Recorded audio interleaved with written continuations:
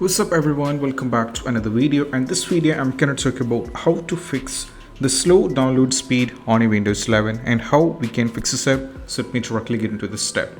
So the first one is all about whenever you're having the trouble with this, just go over here, search for the settings here and click on the settings right now. Now from here what we need to do is we just need to navigate to the network and internet over here on the left side. Now from here navigate to the Wi-Fi which is here connected.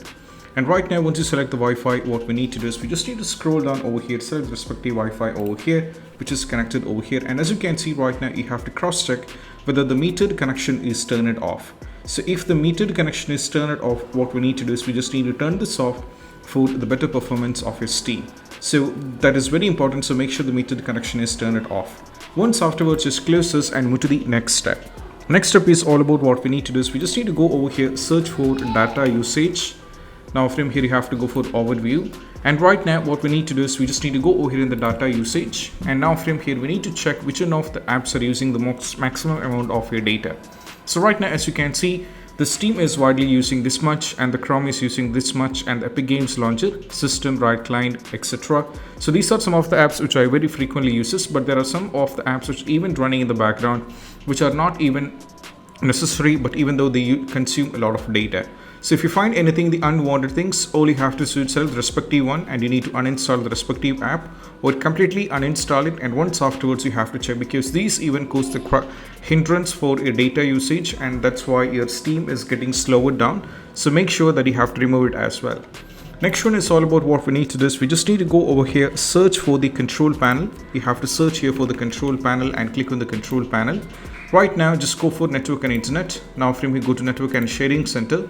Right now go for the change adapter settings, and right now select the Wi-Fi that is connected, right click and go to the properties. Now from here go to internet protocol version 4 TCP/IPv4, go to the properties.